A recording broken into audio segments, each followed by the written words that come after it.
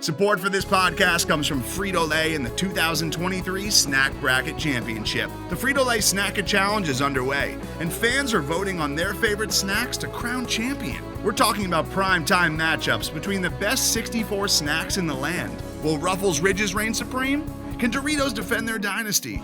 Or will Smart Food use their smarts for a surprise upset? Only you can decide. Get in on all the action for a chance to win up to $1,000 or a year's worth of snacks. Let your snacks be heard. Just go to fritolaysnacket.sbnation.com to vote and enter for a chance to win. No purchase necessary. Sweepstakes ends April 3rd, 2023. Void where prohibited. Year's worth of snacks awarded in the form of 52 coupons, each good for one bag of chips. See official rules at fritolaysnacket.sbnation.com.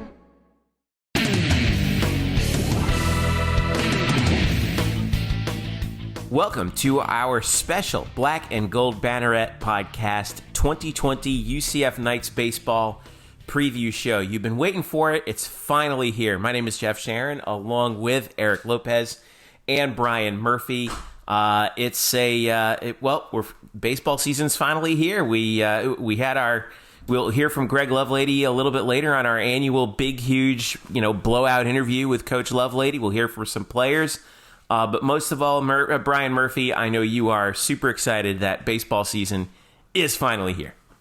It's a good thing this isn't a video podcast, Gephry. There's a tear in the eye on a day like this where, it's been a cold, long winter, but it's finally here. I thought you were going to say that you broke out your Elton John circa 1975 hat. It's a celebratory mood. There's glitter all over the place. You're just beyond excited for that. How many times have you hijacked this podcast in the previous 6 months with baseball news? Jeez. Do you want me to do that less from now on? No. What I'm saying is you don't have to hijack the podcast with baseball news because now it's baseball season. It's part of the regular plan. That's true. I see. All I've been trying to do throughout, the season that people care about, football, I've been trying to sneak in these little bits, not only for the listeners, but mostly for me, because I got a 365-day itch going on, and so I just need to scratch the itch a little bit. You're keeping the flame lit. That's admirable. All right, so like I said, here's what we got. We're hearing from Greg Lovelady. In fact, we'll hear from him first here in a second. We've got also Gephry Pena and Colton Gordon is the Friday night starter for UCF versus Siena. He's a name no certainly since he'll be the first player on the bump for the Knights. Good thing I know that so well because that's pretty much an indication of what this team is coming from. A number of new guys on the team, certainly more position players than pitchers, but still.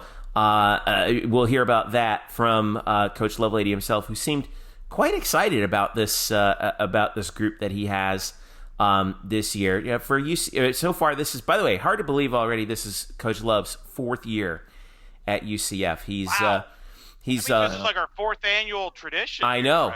It is a tradition unlike any other. His career record at UCF right now 111-65. 39-32 in conference. Last year, the Knights went 36-22, 11-13 in the American. Still finished in sixth.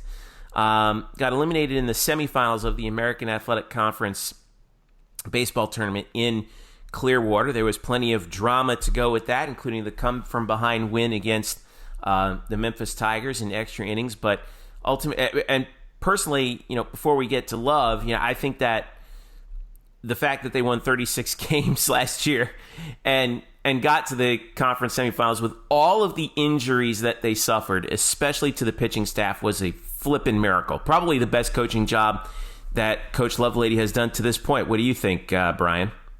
I agree with that. I know people will look at just the end result. They will look at the bottom line and go, well, they didn't do anything. They didn't do much in the conference tournament. They ended up sixth in the conference, and they didn't make it to the NCAAs. But that's for those who want to draw like some yay or nay binary, takes. That's fine. But there's nuance involved in all of this. And the fact that this team, for the second year in a row, got to be, among the first 5 out. And I know that's painful, but that really means that this team, with really only by the end of the year, which had like 3 reliable relievers due to injury, they really came within 1 or 2 wins at most of an NCAA spot.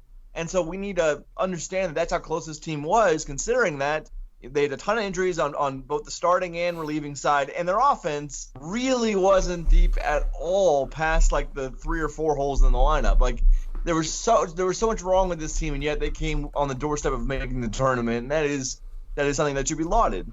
What do you think, Eric? I agree with Murph. I mean, I remember last season we thought their season was done after the Cincinnati series. Like, they're not going to be able to recover from the ton of injuries, Murph. I mean, I feel like last year, every episode we did, every week, Murph, you had a new injury to report. And it was just like a mass unit, especially on the pitching staff. And yet they made that incredible run the last month and a half and got themselves within a chance to make the NCAA tournament. Unfortunately, they ran into a hot Cincinnati team that not only knocked them out, but ended up winning the American Conference Championship. So I agree. I mean, considering all the injuries you have, and as you're about to hear with Coach Lovelady, with the extra depth in the pitching in particular, but in not only that, but in the entire roster, and with hopefully a little better luck from an injury standpoint, I think there's reason to be optimistic. And look, I mean, he's won a conference championship. Think about this, from UCF Baseball, since they left the A-Sun Conference. Okay, they've won 1 conference championship. That was in 2017. That was Greg Lovelady's first year with a team that was picked near the bottom of the league. And no offense to the roster those last couple of years there, Murph, but it wasn't like those were high draft pick guys all over the diamond. You know what I mean? So I think he's right. Considering, and he's going to get into here, we're finally going to start seeing some of his players, because the way baseball is, you don't get your players not right away. So as far as recruiting is concerned. So I agree with you, Jeff. I think he did a heck of a job just to even get to that position where we were talking about making the NCAA tournament going into the conference tournament, which it didn't look possible with all the injuries and adversity they had with the injuries and just kind of some of the flaws on the team. Right. So, all right. Let's get right to it right here, because this interview lasts about 30 minutes, and we're so grateful to head coach Greg Lovelady, and also Colin Yeager over at UCF Athletics for allowing us the time to speak with him for such an extended length. It's really busy at this time of year for them as they get ready for the season. And it feels like Love was telling us right before the interview that he's like, you wait for the season to come, and then all of a sudden it's here, and like you feel like you never have enough time for anything. So, all right, here is our 2020 preseason preview interview with head coach Greg Lovelady. Well, we're here for our favorite time of the year, and it is we can't start the baseball season until we spend some time in head coach Greg Lovelady's office. It's the 3 of us and Love here previewing UCF baseball for 2020. How you doing, Coach? I'm doing well. Appreciate you guys coming and just excited. This is like Fan Fest and this are like the 2 things that really let me know that the season is here. It's like Jim Nance should be here saying a tradition unlike any other. Yeah, So I want to start with the first question, which will probably dovetail into much of what we'll talk about here. But all the guys you lost from last year, all the newcomers this year, when you started back, in the summer and into the fall, trying to assemble the roster, when you have that much space to fill, where do you start? Well, I mean, it's crazy because the recruiting, unlike every other sport, our recruiting starts so long ago. I mean, you're talking about 9th graders. Some of these kids committed in 9th grade, 10th grade, and so it's, you're really at the very end. You're kind of scrambling to maybe fill a couple spots, but it's not like you're like, okay, everybody leaves, like we got 19 spots to fill and we got to go fill them. Like it's just not the way that we work, unfortunately. I mean, sometimes I wish it was that we could all just in the summer. That's when we did it, and we knew exactly what kids are going to be like and how good they're going to be. But we're having to guess and make evaluations so early just because of the craziness in the recruiting in our sport, which is just different than every other sport that there is. It's crazy. But at the same time, there is, with the draft, you still don't know. So, I mean, you're juggling all these numbers and scholarships and roster spots and who could get drafted, who could leave, all that kind of stuff. And, you put yourself in some really hairy positions sometimes where you might be 5 people over and now you got a problem, or you might be 5 people under and you got maybe even a bigger problem. And so there's always room, but you're always trying to project and understand that here's what the averages say, and hey, we got these 5 guys that we know are going to get drafted and probably not come back, and there's a couple question marks, so let's take 1 or 2 extra spots, but you still end up being under, and you find a couple guys in the summer, but you're scrambling around trying to find transfers or guys that are still available from junior colleges or other means. But so this beginning of the summer can be a little bit crazy, but then it kind of slows down and you end up with what you got and you go to work. And then it speeds up again when you hit February, doesn't it? Yeah, it does. And with all those new guys, though, you have raved actually in the fall about how they've all kind of come together. Mm-hmm. You've talked about how the freshmen of this team are really bought in right away. So how, in some ways, how has this team been different than your previous iterations? Just because it seems like this team's freshmen and all the new guys have bonded really quickly. Is that different? Yeah, a little bit. But so, again, we go back to this recruiting process. Like, we have really tried to fill holes the last couple of years. And in the recruiting process, because in terms of the high school kids, we really have – this is our first class that we had a fair shot at every high school kid in America. Where when I first got here, these first 2 classes, they were picked over already. All the kids were committed. So you're going to find guys that fell through the cracks, like a Dalton Wingo or Ben McCabe. And you're getting... We only had like 4 or 5 freshmen in those classes, and then we were filling a gap with transfers and JUCO kids. Yeah.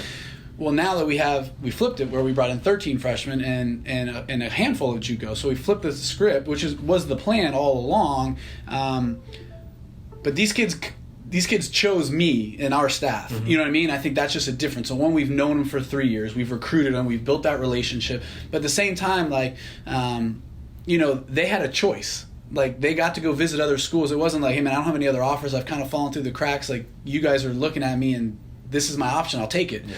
These guys said, I can go anywhere I want to. And they sat down in our offices, sat down with their position coach, sat down with me and said, okay, this is what we're about. This is where we want to go. This is how we want to do it.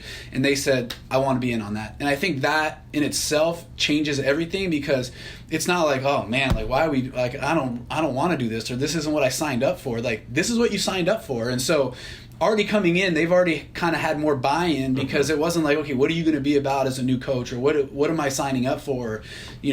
They chose this spot. They chose us. And so I think that changes it just a little bit right off the get-go, where they're like, hey man, this is what he told me 3 years ago when I committed, that this is what it was going to be about. So this is what I believe in.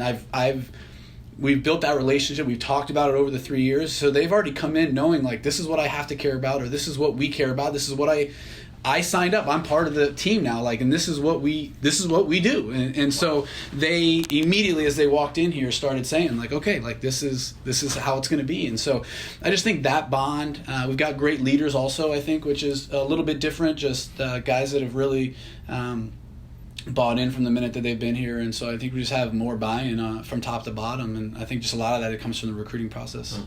And that brings also that development. It allows you to kind of, as a staff, to develop the players and get more time instead of kind of figuring players out on the fly, right? That's been a challenge for you. No doubt. And again, that's all been part of the plan, is knowing that this class was going to be the first one that we were really going to have kids for multiple years. And again, you see a guy like Dalton Wingo, what our program can do for a kid, and to go from where he's been to where he's at now, like, that's what we can do. But we've got to also have time and be able to do that. And if you have a transfer, whether it's a grad transfer and he's here for 1 year, or he's here for 1 year as a JUCO and gets drafted, like, you don't get that same type of development, and you also don't get to build the depth that you want. And so, again, I think that we have the depth now just from the way things are working out. And if we can continue to back up each class the way we kind of did with this, in terms of being, flipping the numbers to more high school kids and transfers, then you're just going to continue to build that depth, but you're also going to continue to build great players, because you're going to have your hands on them for more than 6 to 24 months, where you're going to get them for the 24 to 48 months,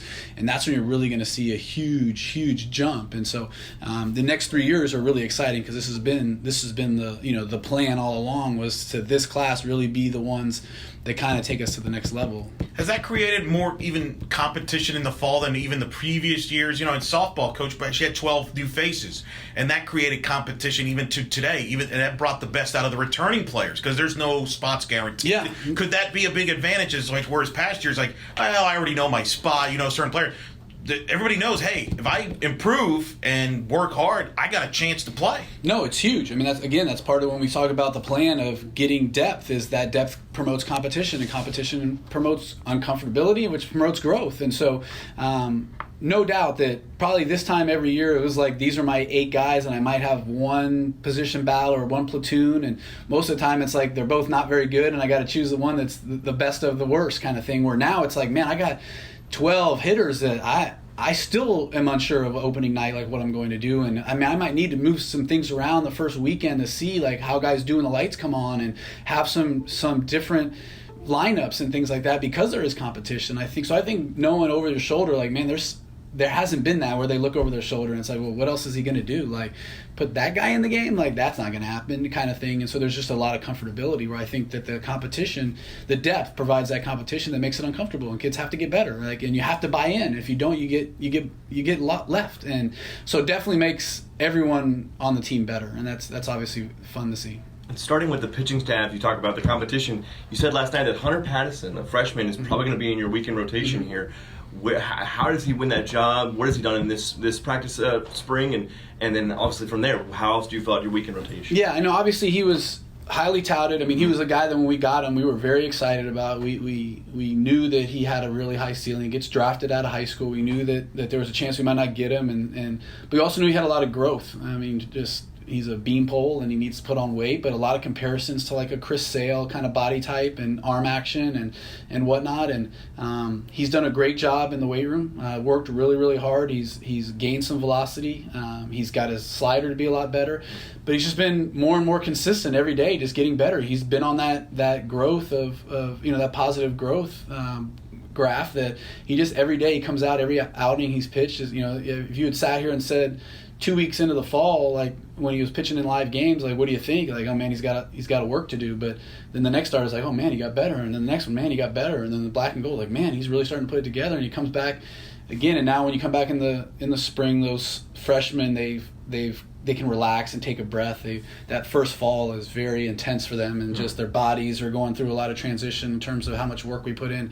They don't understand. They don't really know what work is. They don't know what to expect. They don't know what practices are going to be like. Now that they do, they can really take a breath over the break and then come back and kind of be like, okay, I know the pace. I have an understanding what the expectations are, and that's when you really kind of see them settle in. And he's done a tremendous job, and every outing has been better and better. And I'm excited. I think he deserves it, and I'm excited to see him in the rotation. So obviously Colton Gordon's done a tremendous job. Looks like we got to finalize it today, but I think he's going to pitch on Fridays. Again, a transfer from junior college, but went to Florida out of high school, and has made strides. His off-speed stuff is crisp.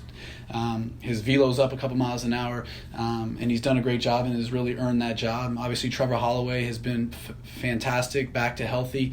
And Trevor's always a slow starter, so I know that he's going to continue to get better as the weeks go. And I feel like we have 2 aces at the top of the lineup. Zach Hunsaker has been great. Hunter Pattison's been great. Obviously, Joe's coming back and is getting closer and closer to where he was. Just got to get some of that rust off. But I mean, those 5 or 6 guys have really done a great job of solidifying what we think is going to be a great starting rotation. When I talked to Joe on media day, he seemed adamant that yes, he could come out and throw right now. He could pitch right now, and you seemed optimistic, but cautiously optimistic. You talked about how his process is still ongoing. Do you have a sense of when he will be ready to pitch, if not this weekend? He's ready to pitch this weekend. I mean, he's able to pitch, physically able to pitch. It's whether he can fit into our rotation or not and be that good. I mean, I don't think he's back. The rust is still there in terms of being able to command the zone and do those kind of things, which he was really, really good at. That is not back yet in terms of, but that's it's a little bit different when you get into the games and all that kind of stuff, and just getting that rust off and feeling comfortable. It sucks because you would have liked that to have been in the fall where there was less pressure of trying to win a job and doing all that kind of stuff. So there's a lot of pressure on him now because he wants to get back. He cares. He wants to be in the rotation, all that kind of stuff. So you're adding not only the pressure of how do I get back and get the rust knocked off, but at the same time, like, I don't want to pitch bad. I can't just say, okay, well, let me just get out there and get the rust off, because if I pitch bad, then others pitch better than me. But he also has some equity that he's put in just in terms of what he's done before. So, you you trust that he's going to figure it out, and so that's why he's in the mix. But he'll be ready opening day to pitch, and if it's Sunday and he starts, then great, and if it's out of relief and maybe on Tuesday he ends up coming in and starting against Stetson, those are all on the table. I mean, he's going to pitch for us. He's ready to go. Again, he just needs to kind of clean some stuff up. And how important is it to have someone like him with what he's gone through, the highs of being part of a conference championship team and helping win him a championship, to the lows of going through this injury and through this process? Just talk about that, having that on the staff, to have somebody like that you're like, hey, this is a guy who's been through it all, the bad, the good and the bad, and I think the guys can kind of feed off of that and learn from that. Well, I think there's several ways to look at it. One, obviously, has the experience that nobody else has. You can't teach that. Sometimes lack of experience can be a good thing, that you're just too stupid to understand what is going on, right? But also sometimes it can go really fast. The game can go really fast, or the moments can go really fast, or the moments can be really big, and you don't know how to slow down. And you have somebody that's been through that can teach the younger guys and teach the guys that have not been through it. Hey man, relax. It's just another game. We know the magnitude of it. We understand what's at stake, but it doesn't change. The bases are still 90 feet. The mound's still 60 feet 6 inches. So somebody calming voice that's in the locker room, that's not just us saying it, but they're like, hey man, trust the coaches, this is exactly what's going to happen, that kind of thing. You can also look at it as you need to don't take any days for granted, and every day could be your last day, you know what I mean? And so I think just seeing the success that he had, that it's just, you got to put the work in, and you got to continue to take care of yourself, and you got to continue to enjoy the game, because you never know when it's going to be taken away from you. But at the same time, you also can look at it as you got to put work in, and bumps in the road are just that exactly. They're not dead ends. You just got to get through them, and you got to find a way to get around them. And he's gone from the very top to the very bottom, and his career being in jeopardy and all that kind of stuff. And then seeing him work back and put himself in a situation in a position to be in the starting rotation just shows the amount of work and amount of cares, and he's had to grind. And so I think older guy or younger guys can look at that and say, man, look how much he's done to get to this. Imagine if I put that kind of work in and I wasn't coming back from an injury, and I was starting from where I am at right now, and I worked as hard as he did, where would I be?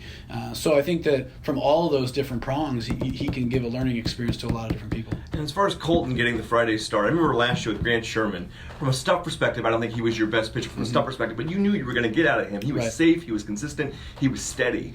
Is that kind of one of the reasons why Colton talk to me about Colton and why he gets the start? Is it because you know what you're going to get out of him on a Friday?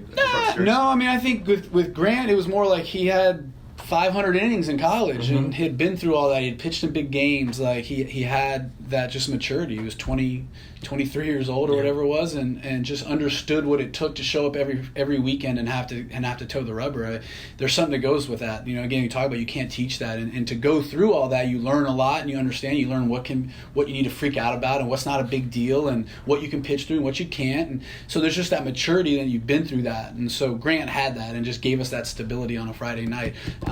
Where Colton doesn't have that experience, but he's had the stuff. He's got the body, he's got the frame to withstand being a Friday night guy, but he's also had the success here and against what has been turned out to be a pretty good offense so far in practice.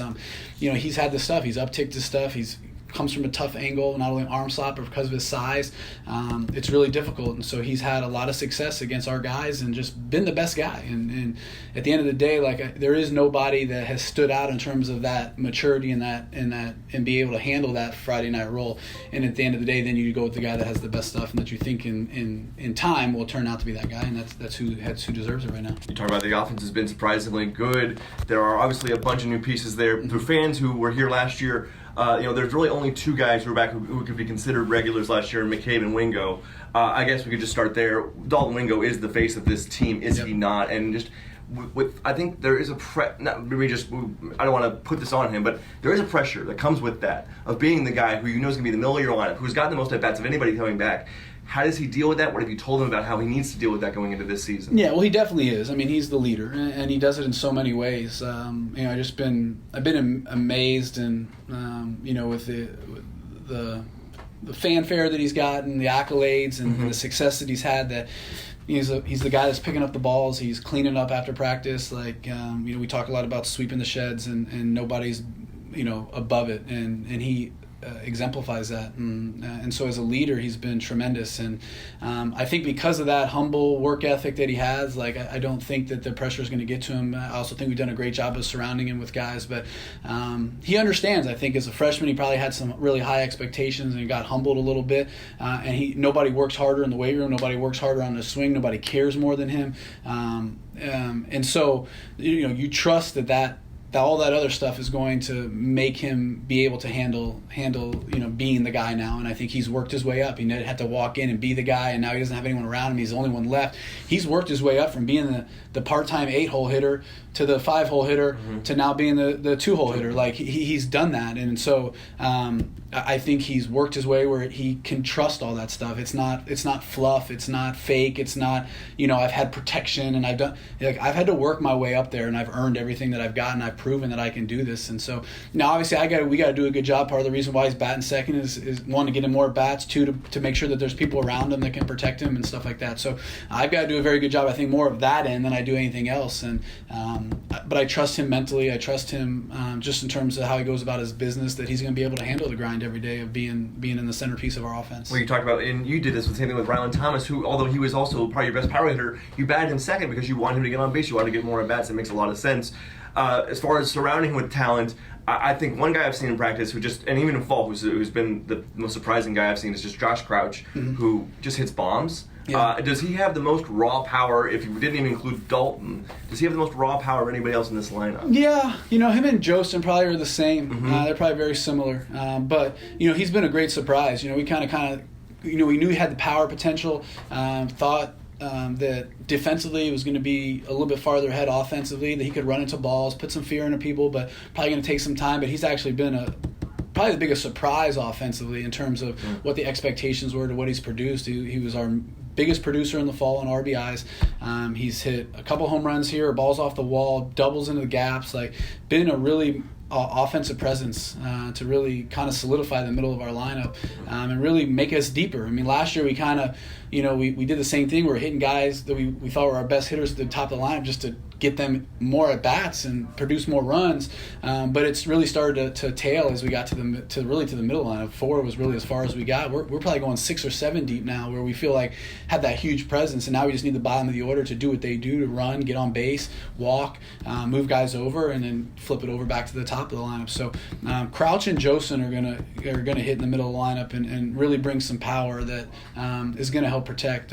Jordan Rathbone has been a huge deal for us. I mean, a guy that only got, I think, 40 or 50 at bats last year, and has again settled in that first year, the pressure, I need to start, I'm a transfer, this is it, and it doesn't go my way, and it just spun out of control. And again, that trying to get acclimated comes cross country. He came across the entire country to play here, and just think a lot of that just sped it up. He couldn't slow it down and just snowballed into kind of a wasted year. But you can just see how much easier this is and how much slower the game's going for him. And he's second in our team in average when you combine the fall and the spring together. So he's probably going to hit 4-hole, I think, and hit in the middle between Jostin and Crouch. And but just gives us that older presence that's been around the block for a couple years and understands what the grind is really like, and seen other people go through it, and hopefully has learned. And you just trust him because of what he's been through. And then Gephry Pena has been. You talk about development, just going from last year being a defensive replacement. I think he had 5 at-bats. He got to play a lot in pinch run and defensive situations, but he's put on 12 pounds of muscle, and he's an absolute different person. But we saw this. We saw the athleticism, the fast twitch in him. That's why, again, a program like ours that really, really hounds on development, this is what you see. And you see a guy go off in the summer, really work it, get a bunch of at-bats, put on that muscle, come back in the fall, different person confidence-wise.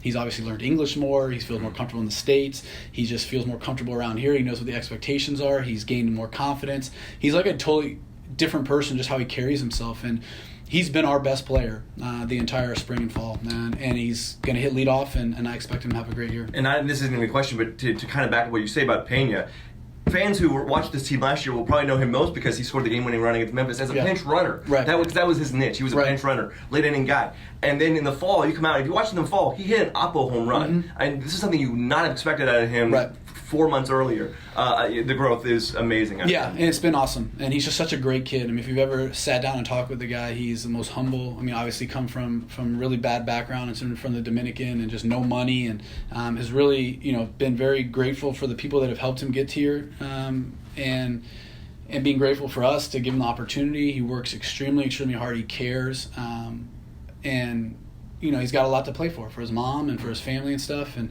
I'm really proud of him because of where he's come. And, we always saw this, but, last year it was like, oh my gosh, like it's going a little maybe slower than I had hoped and that kind of stuff. Or maybe we were hoping by the end of the year he was starting to get together, but he just needed the weight and needed to put on the strength, and he was just so weak. And he's still fast as lightning, can really defend, and he's just an emotional leader of our team. He doesn't get to say much because of he says a lot more than you think just with the language. But he's also like a 3.5 student, which is unbelievable for someone that's been in the States for 3 years to know that he can come here and do so well. Like people that come in my office with bad grades, I go, I don't want to hear it because you have no language issues. Like that has a language issue and he can still figure out how to get good grades. So he's like my poster child for the guys that can't get 3.0s. Like sweet. I don't want to hear it. So, but he's just an all-around unbelievable kid, and I'm proud of where he's come. I'm excited for him this year. Of course, you got him at center field, and then in the infield, you've talked about Matt Archer, the freshman. Yeah. You like him a lot, and even Noah Orlando. Just talk about what they bring to you, not just from offensively, but defensively, because that's a big part of it is catching the ball and helping your pitching staff. No doubt. I mean, it's a huge part. I mean, the hitting is always going to be. A good pitcher can always stifle a good offense, but great defense and great pitching that can win you games. And so you've really got to be great. And so Matt Archer is a baseball rat, baseball family. Your typical undersized, probably got a little bit of a chip on his shoulder that people probably said he was too small and couldn't play baseball at this level and all that kind of stuff. And just knows everything about the game. He plays the game extremely, extremely hard. You can trust him. His defense is tremendous. He can play second or third at a Gold Glove level. Doesn't have like the upper echelon arm strength. But again, nothing that he does tools-wise is going to stand out if you came and watched him work out one day. But when the game gets on the line, we play an inter-squad or something like that, he's the guy that stands out. He's the first one on the field, the last one, the first one off the field, the first one off the field. He's the last one at the field every day hitting. He's doing everything that he can to make sure that he's going to be successful. And you just trust him that he's able to make every routine play. And so he can play second or third. Noah Orlando's been great. Andrew Brate has really come on. He missed the fall with a broken hand, and so was very behind and has just really caught up to everybody. He's really pushing to play. And so, but him and Noah again are just great defenders. Noah's got a little bit more arm strength. Andrew's just a little bit better in terms of fielding the baseball. So it gives us options. But again, that depth, like it's 50-50. If you'd asked me 3 weeks ago, it was Noah Orlando's job to lose, and he didn't lose it. But Andrew Brate has really just blown up in terms of he put on, he couldn't lift in the fall, so he was very frail. He goes off in the summer, and now he can actually lift. He stayed here and lifted for a while and then went home and worked out with Pena and Connor and did everything that he hadn't done in the fall that he was able to catch up on and put on some mass. And we always knew that he was the guy that was like the steady Eddie, and that's what he came in for. But we didn't get to see a lot of that because he was hurt all fall. So just to see him make the growth that he has since November 1st has been tremendous. And so those guys give us defensive depth. They give us plus defenders. It gives us abilities to move guys, to pinch hit, pinch run situations, and know that we're not putting a bad defender in the game if I pinch run here, that I have defenders on the bench no matter who I play that can go out there and make the routine plays and help our defense out. So all those guys are vying for those three spots. And Jostin, obviously, he's going to play. So, but he can play second or third or DH. So, again, it gives us maneuverability to see some different guys, to pinch hit, pinch run, move some guys, platoon guys, put matchups in there, and know that, we're not sacrificing anything because we've got guys at the end of the bench that can go in and play at just the highest level. And you mentioned McCabe and Crouch splitting a catcher, which is huge to keep them fresh. Yeah. As you know as well as anybody, the wear and tear of that catcher position. As you decide which one to catch on a given day, are you one that likes to have the catcher catch certain pitchers? Do you believe in that, or what when you go into that process and splitting the catchers? What goes into it? A lot. I don't love the idea of having personal catchers because I'm always fearful that one pitcher will get so used to a guy, and then if he just needs a day off or he gets banged up and now that throws them off for kilter, I like to move it around. I do like to listen to my pitchers and understand who they like to throw more, and if there's, hey man, who am I going to start today? Well, this guy does does like this guy a little bit more, I'll try to cater to that a little bit. But I'm also looking for the long term of how do we make sure that these guys, especially a guy like Crouch who's so offensive, like right. I don't need him at the end of the year being out of gas and having trouble, showing up offensively because we've worn him down. And so making sure that we are able to take care of those guys and keep them fresh so that just upticks our offense and defense at the end of the year. Like I want to do that. So a lot of it goes into it. If there's a left-hander on the mound, I want to get some more right-handers. And how do I do that? If I want to get a right-hander, if there's a left-hander or a right-hander on the mound, I want to get some lefties in the lineup. How do I maneuver that around? The catching situation is going to go into it as well. So there's a lot of different things that go into it, and trying to figure out the best lineup for that day with the matchups. You are about 10 minutes away from an availability, so I will start talking about the bullpen as we start to wind down here. Having Gephry Hankinson in the back end of that bullpen, he's healthy now. Obviously, he was good when healthy when he was here last year. How have you seen him get better as to really establish himself as a closer? Well, again, the same thing in terms of development and just getting 1% better every single day. Like, as a freshman, his numbers were actually, if you look at his numbers, his batting average against was really down. His strikeouts were really high. His walks were a little up. Mm-hmm. Hit by pitches a little bit high. And he just gave up hits and he just couldn't handle the moments. And so last year it was like, okay, the velo went up, and he was blowing fastballs by guys, and he was able to use the slider, but it was more of like a chase pitch or just a show me pitch, just to kind of try to keep him off the fastball as much as we can. And now he's really mastered the slider. He can land that slider 0-0 for a strike almost every. I saw him do it 4 out of 6 hitters this weekend. And so just to be able to throw that slider early in the count, be able to throw it for strikes, that just makes the fastball uptick a little bit. And so just the command is a little bit better. And then him, again, last year is the first time being in that role. As a freshman, he was a mop-up guy. Then last year he gets thrown into that end game role, but then he's we're using him so much, and then he's not feeling great, and then we're trying to just getting all the injuries last year and trying to run on 3 guys in the bullpen was just tough on him. So now hopefully we have the depth and we have the guys that allow him to be fresher, and then again, if he can land that slider, that just makes him 10 times better, and it's going to uptick everything that he has. And so just again, the experience, his work ethic, how much he's just slowed everything down, but also developed the stuff a little bit better than last year is just going to make him, I think, a ton better. Fans will remember that this team got bit by the injury bug so badly in the bullpen last year.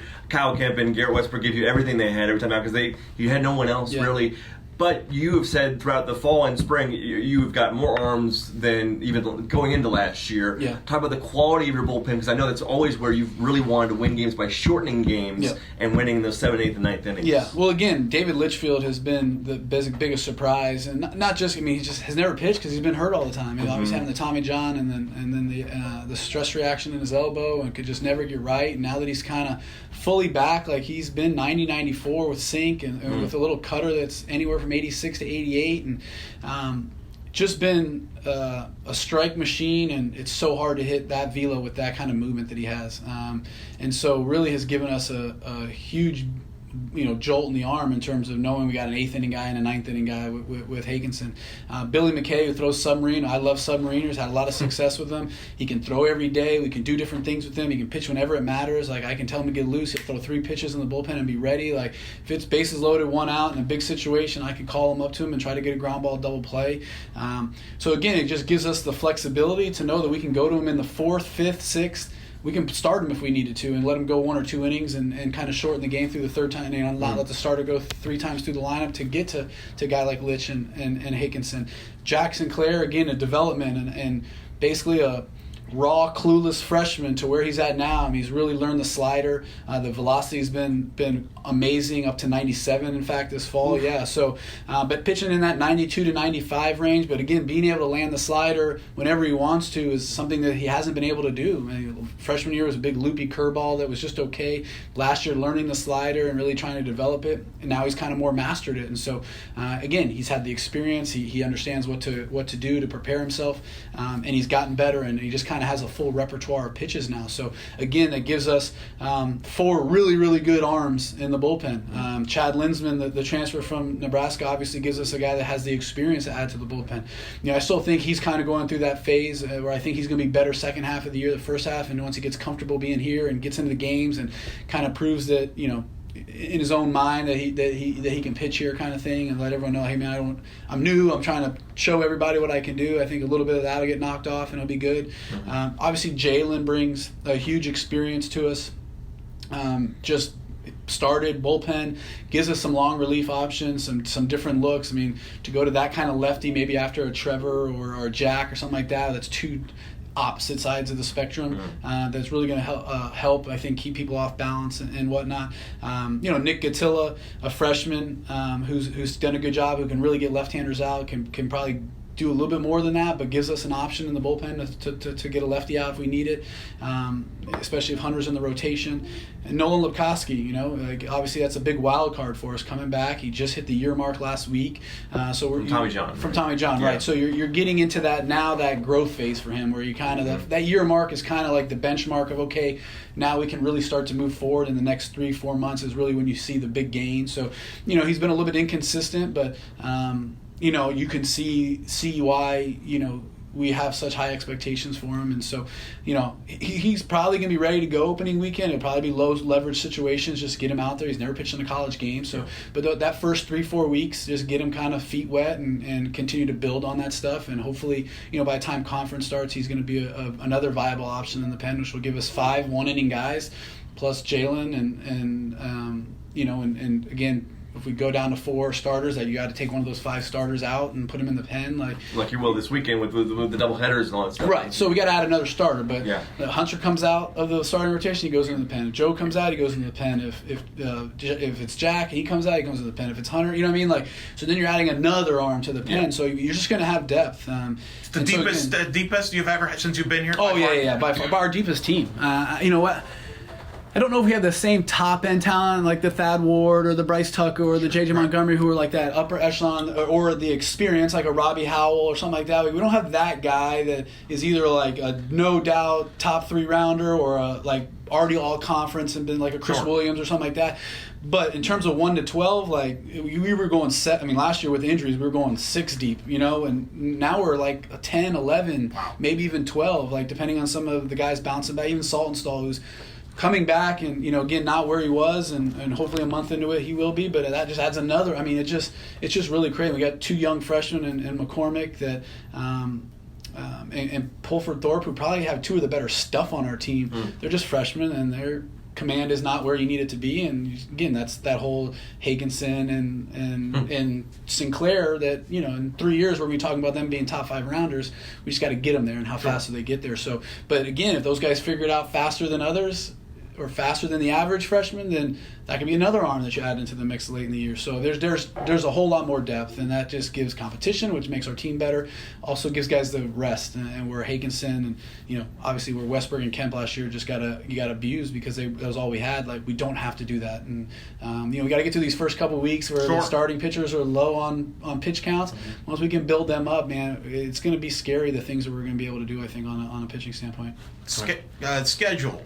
You got, obviously, you go to Auburn, return trip series. You've got Cal State Northridge, which Brian has got circled there since he went to school there and here. So that's like the Murphy Bowl if you want to honor there.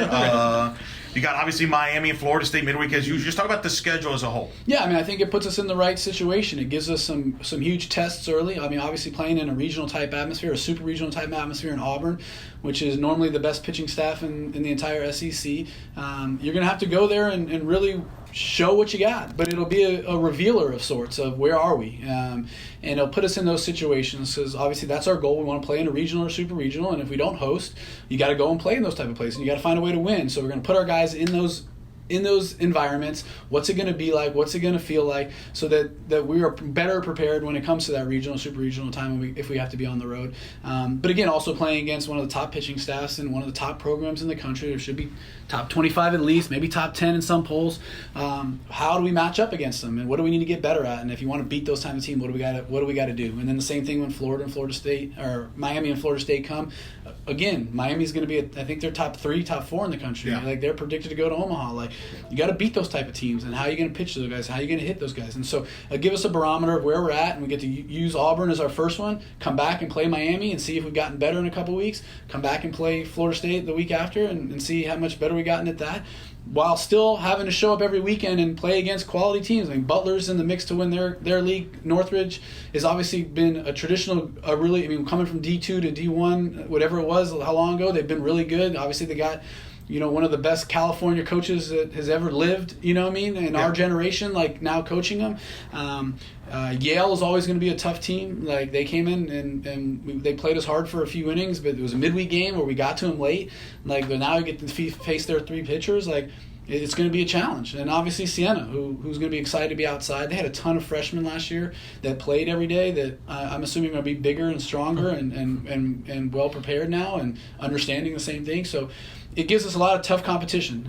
It really tests us. But when you have one of, if not the toughest, the second toughest league in the entire country to play in baseball, like, you better prepare yourself or you're going to get punched in the mouth. And so I think the schedule early on allows us to do some different things, but I think it really prepares us for the grind of what the AAC gives us. And the grind is going to begin on Friday with Siena, like you mentioned, right here at the park. It should be fun to actually get things going. And once again, Greg Lovelady, thank you so much for taking the time for us once again for a season preview. Best of luck. Stay healthy. We'll catch you on down the road. Thanks, guys. Appreciate it. Thanks again to Greg Lovelady for his time. And like we said, the season starts against Siena this weekend. So, all right, let's take a quick break. When we come back, we'll kind of wrap things up a little bit. We'll hear from a couple of players as well, and we'll take a look around the conference just real quick as UCF's schedule is finally taking shape heading into 2020. Stick around. We'll be right back. Today's episode is brought to you by Cars.com. With over 2 million vehicles and 50,000 more added every day, Cars.com will match you with the perfect car for you, your budget, your life, your style. And if you're ready to say goodbye to your current car, Cars.com will get you an instant offer to cash it in. Just start by entering your license plate and get matched with a local dealer who will write you the check. So whether you're looking to buy or sell, just go to Cars.com. It's magical. Welcome back to the Black and Gold Banneret Podcast, our 2020 UCF baseball preview show. Jeff Sharon here, along with Eric Lopez and Brian Murphy. We just heard from head coach Greg Lovelady a few moments ago. A couple things I wanted to just throw out there real quick. UCF, by the way, picked to finish 5th in the American preseason by the coaches. The order went ECU's pick is the favorite, 6 first place votes. Houston's number 2 with 3 first place votes, followed by UConn in their final year of the in the American. In addition to that, Tulane, who finished in 3rd, is picked 4th. Then comes UCF. Then comes Cincinnati. And the Bearcats, by the way, remember, they won the conference tournament last year and went to the NCAA tournament. Got on that hot run in Clearwater and made it. They're picked to finish 6th this year. USF, who didn't qualify for the conference tournament last year because they were in 9th place, dead last, are projected to be 7th, and Memphis in 8th. Wichita State picked to finish last. They were next to last behind USF last year. So, preseason player of the year award went to Alec Burleson, the junior from ECU. And by the way, the Pirates also swept the 2 prominent preseason player of the awards because they also had the preseason pitcher of the year, Jake Kuchmaner, another junior. So ECU comes back loaded. Both of those guys are preseason all-conference. One UCF Knight made the preseason all-conference team, which we heard Greg Lovelady allude to. Dalton Wingo made the team. There were 3 ECU players on that who were honored, and 2 Houston players, Clay Aguilar and Lyle Lockhart, were the 2 pitchers. I mean, there you go, right? 2 ECU pitchers, 2 Houston pitchers, and 1 reliever from UConn, or your all-conference pitchers. So every school was represented in the preseason all-conference team except for South Florida, interestingly enough.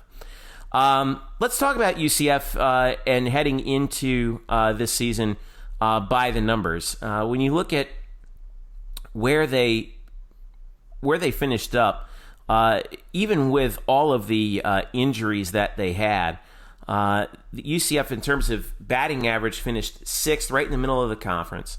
3rd in slugging, believe it or not, and 3rd in on base when you look at the offense, Eric Lopez and Brian Murphy, but kind of finished in the middle of the pack everywhere else. Who are they going to be relying on, and I'll start with you, Brian, to improve on those numbers? Because that's one thing that obviously UCF was tops in stolen bases, but they got to get more guys on base in particular for that to work. Who are they going to be relying on who's coming back, and who are they going to be relying on who are newcomers that we'll see a lot of? Well, obviously we talked about Wingo, and they need to, the most important part is not just Wingo, but the protection they build behind him, because if they don't do that, then Wingo's not going to get a lot to see. Look, last year that this team, that is surprising. They ranked so high in slugging. But this offense was pretty anemic for most of the second half of the year. It just wasn't deep, and we heard Lovelady allude to that as well. And he talked about the 6 or 7 guys, in that order that they can look upon to provide more run production. Namely, Josh Crouch, a transfer, a junior college transfer who could play catcher or DH. He's going to split time really at catcher with Ben McCabe. But I've seen him in practice, and like I said with Love, the power there is totally legit. Tom Johnston's a guy they're very high on. He will hit 3rd in this lineup and provide power. But I think it's going to start at the top. And it's going to start with a guy in Gephry Pena, whom, did not get a lot of at-bats last year, was not seen as an offensive force in any aspect. He was really just a pinch runner, late-game situational guy, defensive replacement. And now he's come over and he's added 15 pounds of muscle. He says he's come back from the summer. He's added 15 pounds of muscle. He's still fast. He hit an opposite field home run in fall ball, which kind of blew my mind because that didn't make any sense as opposed to what the Gephry Pena saw last year. And yet now he's going to be atop this lineup. He's going to be batting first, right ahead of Dalton Wingo, trying to set the table for the guys behind him. And we got to talk to Gephry today about getting the honor, really, of being the leadoff hitter for this team, what it means to him, how far he's come in a year, and really how far he's come in the past only 3 years, because this is a kid who was born in Santiago, Dominican Republic, came to the United States in, I believe, 2017 without knowing a lick of English. And you can hear in the interview we're about to air, he has really caught on quickly with not only his English, but the way he is comfortable in the system. Lovelady talked about how his grades are really high for a kid who had that barrier to fight through. It's amazing to see how quickly he has just adapted to everything around him despite the challenges. And now he's going to be the leadoff hitter for this team. So without any further ado, let's cut to the interview with UCF center fielder and leadoff hitter Gephry Pena. I feel pretty good. I know we're having a really, really good fall and spring, so I feel more confident this year and working with all my teammates together. I feel it's pushing me a lot, and I just feel pretty much more confident about everything that I do. Last year I was kind of afraid of made a mistake or something, but this year I just changed a lot. If I made a mistake, okay, I just got to be better next time. And this year just confident, my level of confidence just went up. Just after playing last year, coming in this year, where have you made the most improvement out there? There's some parts of your game where you feel you're a lot better now than you were last year. Yeah, definitely. Last year, I was kind of more like a bench runner and a different guy, different replacement. So this year, I improved a lot of my hitting game and bunting and all stuff. Just trying to go with a small ball and do whatever they need me to be. I'll be ready to do whatever the coach need me to do.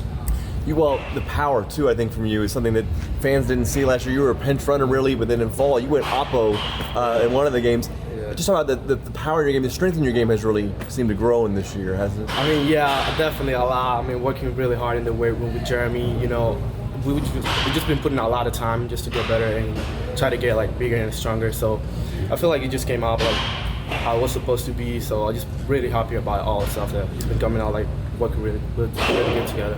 What does it mean for you to not only be starting in center, but leading off, right at the top of the first bat of the season is going to be you in the box? What does it mean to have that assignment for you? It feels awesome.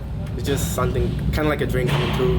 And just feel ready like to play right away. Like we've been working really hard and just keep working every single day, and we're just ready like to go and roll. Like everybody's expecting a lot of stuff from us, so we just quiet right now. Just gonna do a lot of jobs. We're gonna do everything right. I know you were only a freshman last year, but you saw how a lot of guys left, a lot of guys graduated, a lot of newcomers. Being that you were here last year and knowing maybe this was an opportunity for you to kind of step up, did you kind of think about that? Like maybe I need to be more of a leader, or I need to kind of lead by example? Were you kind of seeing this season as your big opportunity? I mean, yeah, that's a good point right there. I feel like after last year, all those guys left. I feel like I had like a little bit of weight on my shoulder of being kind of like a leader for other new guys. So I just try to work out really hard and try like to be a leader for them and teaching a lot of new stuff. Because of your expanded role, because of more that's put on your shoulders this year, how do you sort of not put pressure on yourself to succeed? I just relax about it. Like I said before, it's just about confidence. I just feel more confident. So like last year, like I said before, I was afraid I made a mistake or something like that. This year, I'm not afraid to do that. Like if I made a mistake, okay, I will try it harder than what I was trying to before. So I feel like it was my level of confidence. You know what this team was like last year, so coming into this year, a lot of new guys, I think 18 new guys. Yeah, around 18. With the offense, who just stood out to you among the new guys who are on this offense? Justin, like Tom Justin, he was a big guy. Like he got hurt at the beginning of the fall when we started playing, but then he came back and he was like a dude, and I was like, oh wow, these guys do, and like Crouch as well, like playing with all those guys behind my back. Like I know that they have my back. Like when I have a bad day, I know that all those guys behind me, they're gonna have my back and they're gonna protect me. Like, who's your favorite baseball player growing up? Like, as a little kid, or do you have a favorite player you still like to watch or emulate? I try to be a little bit like my child. It's kind of like that's why I wear 27, and I like to play that position as well. It's kind of like my play, just the way that I play the game, like respect the game really well. Like, and I try to do the same thing, to try to hustle every day and just be the best that I can be. Center field, is that a position you've played like your whole life, or have you played all over the place, or what's kind of your background with playing different positions? No, so when I was a little kid, I used to be a shortstop. Okay. But then I started like getting kind of like, they say like rough hand and stuff like that, so they moved me to the outfield, and then I started playing outfield in the Dominican Republic. So when I got here, I was in outfield, and then after that I just stick with it, you know. Yeah. And I feel like really comfortable playing outfield because I can move really well, and just I always like try to be like the best I can when I play that position. So when did you move here to the United States? How old were you? I was 17 when I got here to the U.S.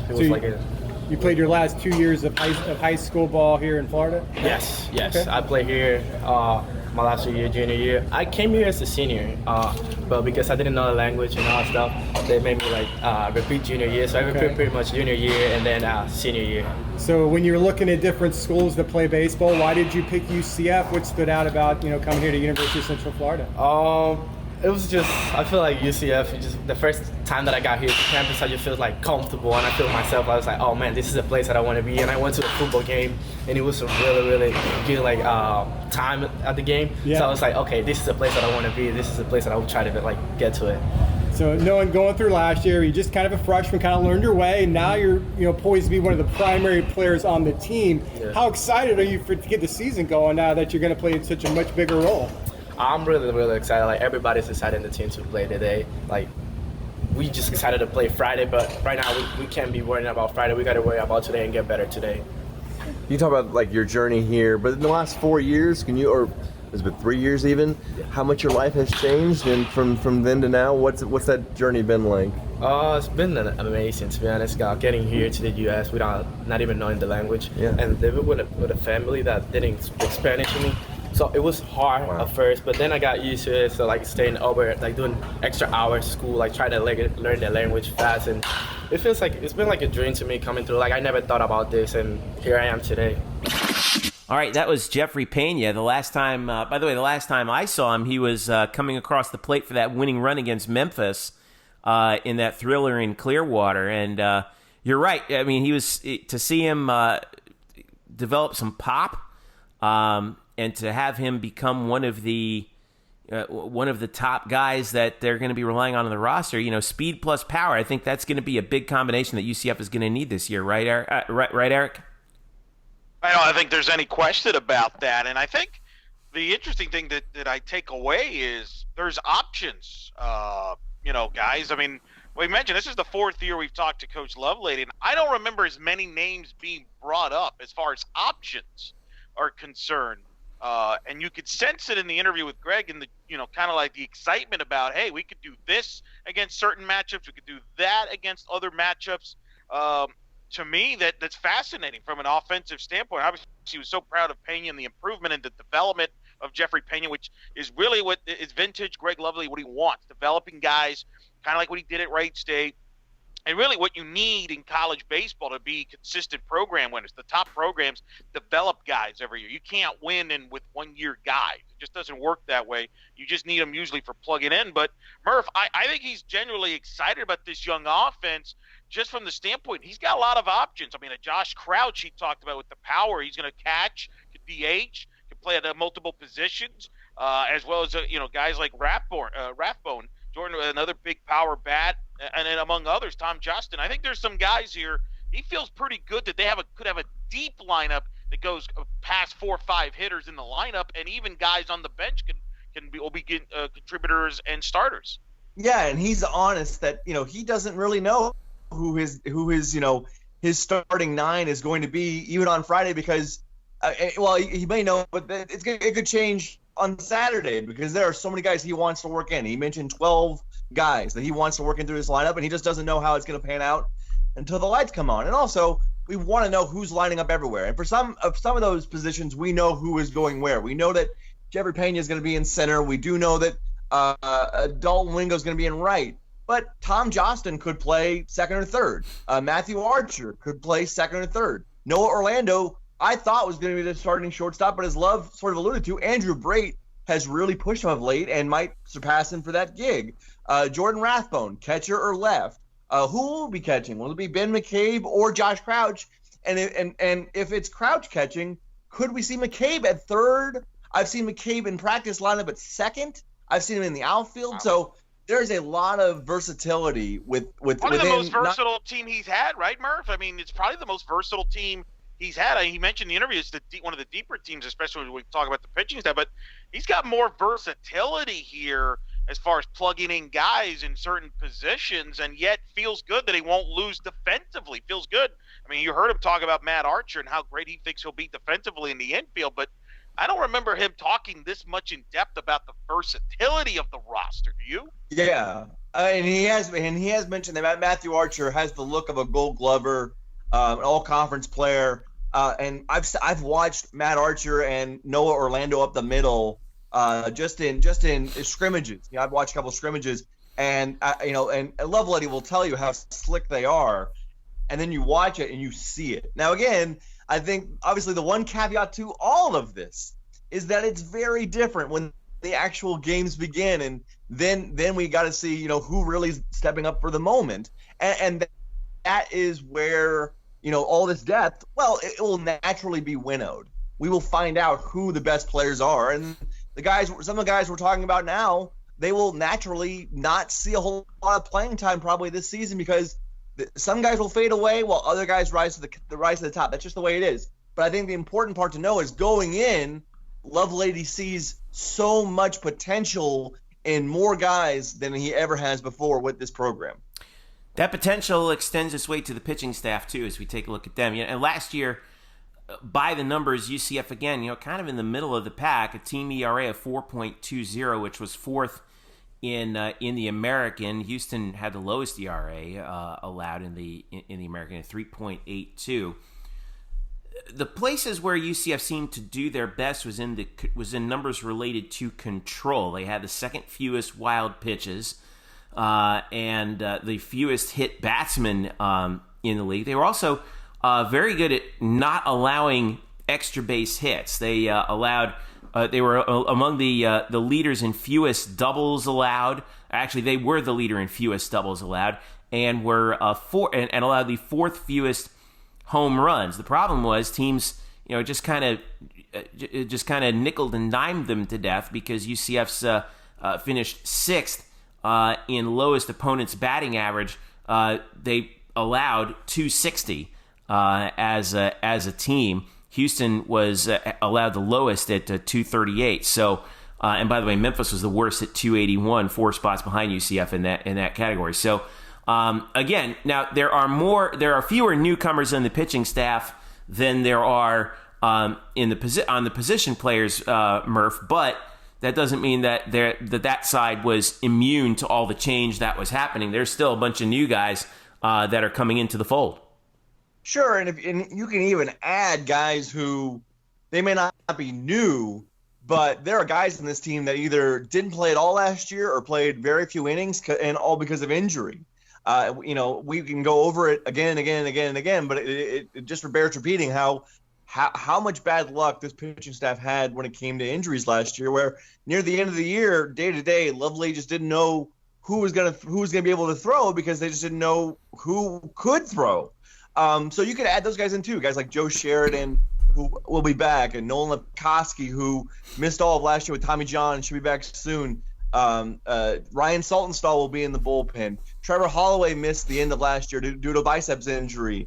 Gephry Hakinson, who's the closer, missed most of the end of last year due to an injury. But they're all back, so they may not be new, but it feels like they are, in a way, they are reinforcements because they're all healthy now. But as we talked a little bit with Love, and he sort of broke the news to us first, sort of confirming that Colton Gordon is indeed his Friday night starter to begin against Siena this Friday night. Gordon is a guy who started out at Florida, redshirted there, then went to Hillsborough Community College and spent a season there. And we got to talk to him today as well. And we asked him about, what does it mean for him to get this start? How did he improve when he was in junior college? What kind of repertoire does he bring? And just how is he going to feel come Friday night when he hits the mound?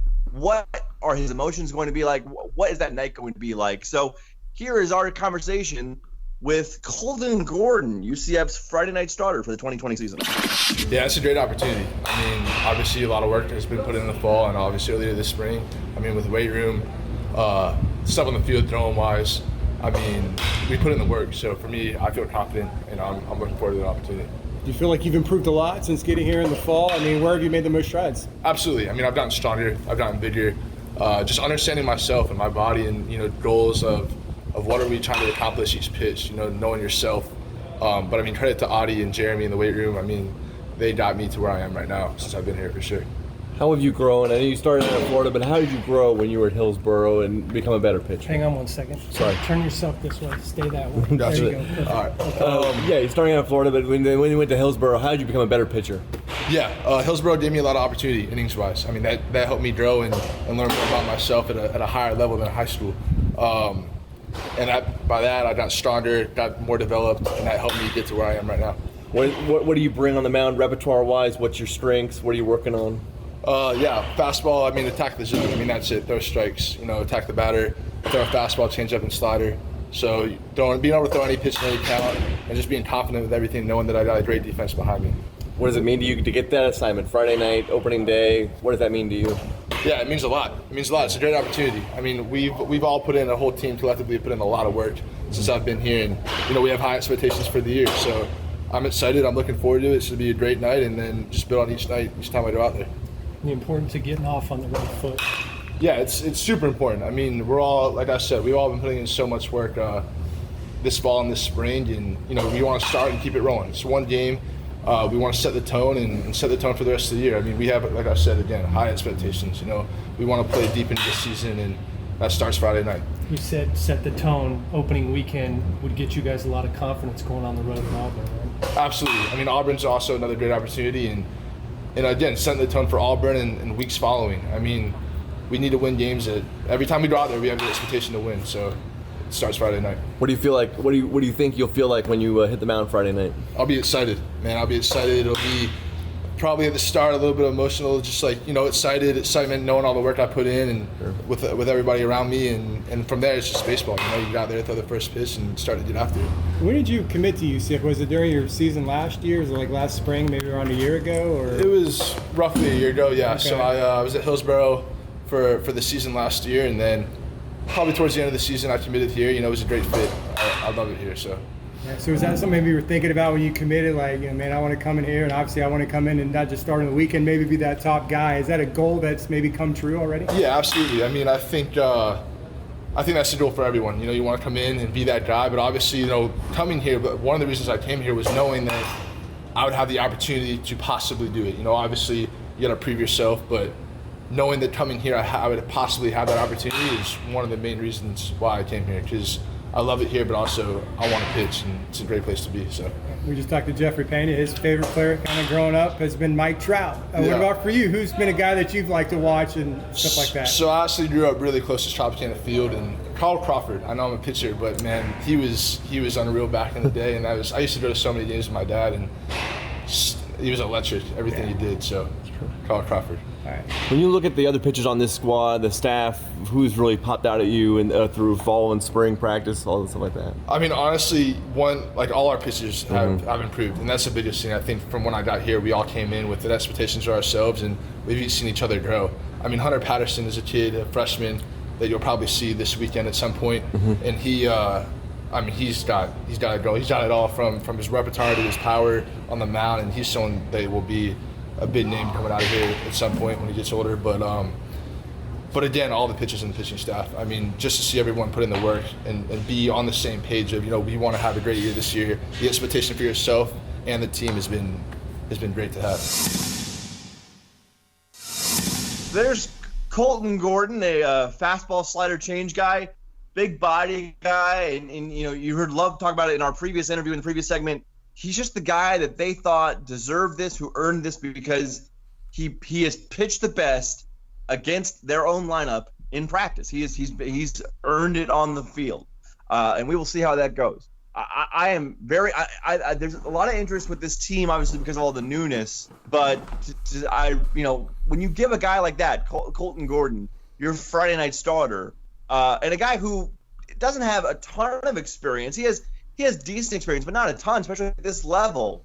It just makes me more curious to see how he performs, because this isn't a guy who's really been here much before. So I really can't wait to see what he shows, what he's got, and if he's up to the task. Because I know that Lovelady believes in him now. But again, as I'll say again and again and again, it's so different when the lights come on and things change. And I feel like for a kid like him, even though he was at Florida, he redshirted then. He's never been really in a position like this, and so I wonder how he'll adapt to it, but we'll see here in a few days. Yeah, and that brings us to the schedule, and Elo, this schedule, kind of the way it broke down, looking back at it, I mean, we kind of talked about it a little bit with Greg Lovelady, but what do you see are the real marquee opportunities for UCF to raise some eyebrows nationally? Well, just kind of before we get into that real quick, I think this pitching staff's depth, though, Murph, would you agree?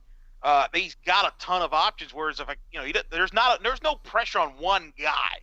Would you not agree with that? There's no pressure on one guy to carry the load like in past years, because you got Holloway, got Hunter Patterson, who's a 35th round draft pick from the Chicago Cubs in the rotation. You got a Joe Sheridan coming back. So, and they've got a bullpen that should be pretty deep. So don't you think this is, while there is going to be interesting how they handle the lights, I don't think this one pitcher should feel pressure to be, man, I got to go and lights out early here, because they're going to have backup.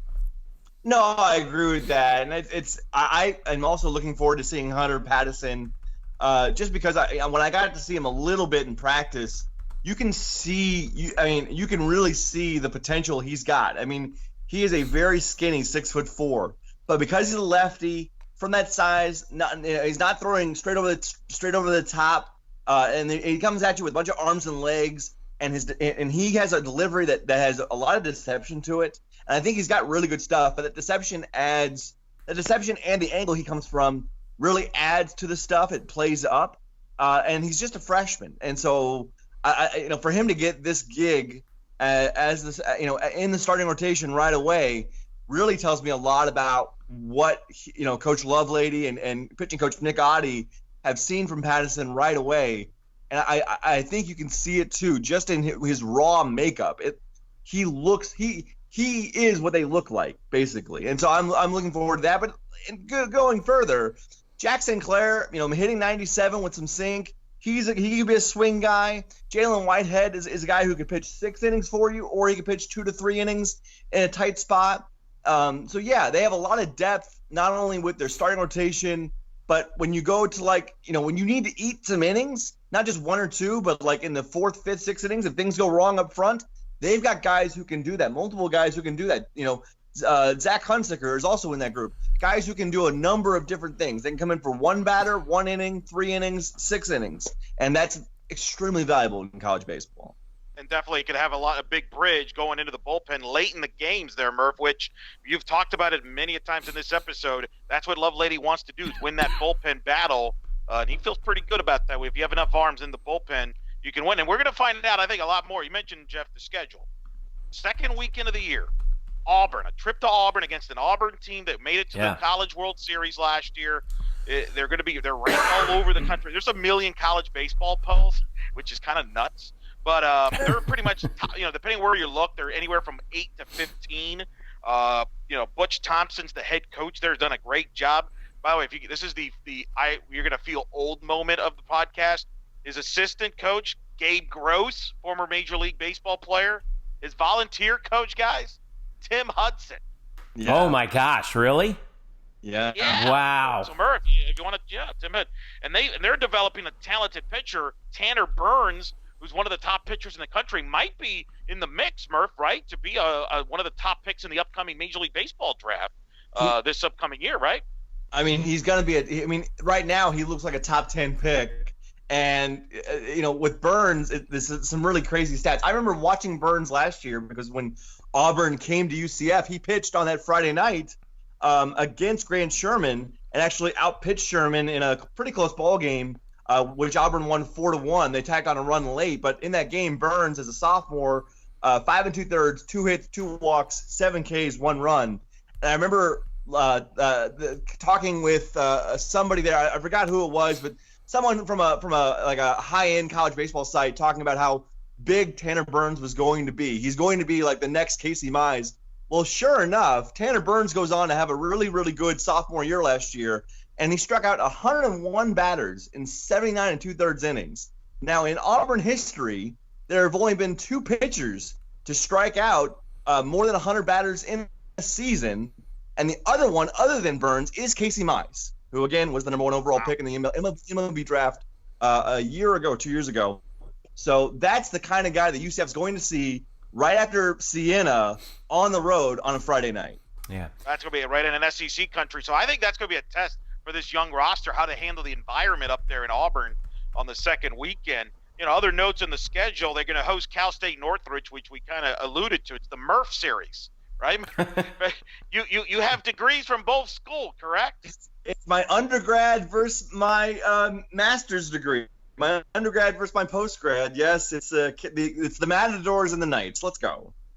And a very fascinating storyline with Cal State Northridge. Dave Serrano is the new head coach there, taking over the program, which has been struggling a little bit. But this is guy, and you know this, Murph, from living in the West Coast. I mean, he's back in the West Coast, back in the where he was a success. Led UC Irvine and Cal State Fullerton to the College World Series. Recently, he was a head coach at Tennessee. It didn't really pan out there, but this guy's been successful on the West Coast. They're hoping to build it back up with Northridge there. So UCF will play a 4-game series. We didn't get a chance to ask Coach, but I wonder if maybe that's a home and home. Maybe you get to return to Northridge next year. Oh, man. Road trip. Here we go. I mean, I might go back. You never know. You never know. Hey, that's going to be the deal. Hey, and WrestleMania's out west, so if we could set it up where they're out west at the same time as Mania, baby. I can't get away from it. Unbelievable. All right, carry on. You should be proud. We didn't mention it on the podcast with the interview there, but Jeff, we had 40 minutes with Lovelady, and we didn't mention anything about wrestling. We deserve this one moment. That was by design, by the way. Anyway, probably the first time in the 4 years, which tells you how much he likes this depth, because we couldn't even get into that. Because in past years, we'd be done after a short names, and then we get into the wrestling storyline there. But nonetheless, he mentioned in the interview Miami, who's a loaded ball club. They're going to be a top 5. They get a midweek. March 11th, they're going to come to Orlando to play UCF at the John. Is that okay if I can call it the John, Murph? Is that official? So that is fine, and the word passed down from the man himself, from John Giuliano. This is his exact words. He goes, "You can call it whatever you want as long as you show up." So there it is. All right. Man. A lot of people better show up to that Miami. It's a home and home. They go back to Miami May 6th. This is a loaded Hurricane team with Gino DeMare in his second year, with talented guys like Adrian Del Castillo, one of the top 3 catchers in the country according to D1 Baseball, and Alex Torrell. A lot of people think this could be a World Series caliber Miami team. Also, a 2-game series. Florida State comes to Orlando, guys. Mike Martin Jr. in his first year taking over for his pops, Mike Martin Sr., who obviously going out to the World Series. Florida State comes March 17th and 18th. Here, it's a Knowles team that loses some personnel, but we know Florida State. They got loaded talent there. They're going to be, another top 10, top 15 team. Right? They return Robbie Martin, Reese Albert. I can go on then. And that's the thing. Even FAU, it's a team that made the NCAA tournament. John McCormick's been a long-time head coach there. Francisco Alvarez, a top 5 second baseman in the country, according to D1 Baseball. So, I mean, the midweeks are tough, as you normally would expect in this state. I think that's going to be very fascinating. And then you get into the conference schedule with East Carolina. Gephry mentioned it earlier. They're the favorites once again, Murph. The question is, can the gap narrow? East Carolina ran away with the league. I know Greg feels that won't be the case this year, but they're clearly the favorites with Alec Burleson, as Jeff mentioned. They got this freshman they like a lot, Zach Agnos. They're still the favorites. That's another top 25. They're in the top 25 in every polls as well. So it's a very kind of a sneaky kind of a schedule there with some quirkiness in there, but maybe a little more challenging than people might think at first sight, right? No, I mean it's a very good team. It's a very trying schedule. I think that we're going to find out so much about this program, or UCF, I should say, in basically the mid to late March. So just in this one span here, you have the first meeting against Miami, which is all at home. You have a 3-game series against Yale, which it's fine, it's whatever. But like right after that, then you have the 2 games against Florida State, followed directly by 3 games at home against East Carolina. So you have Miami, 2 games against FSU, and 3 against ECU. They're all at home, but they all come within about an 11-day span. That is amazing. By the way, Gephry, I just looked at the schedule. The opening of the East Carolina series is wrestling night at the John, March 20th. Mark your calendars. That stretch, we're gonna learn a lot about this program, because that is one hell of a stretch. I will say this though about the home conference schedule.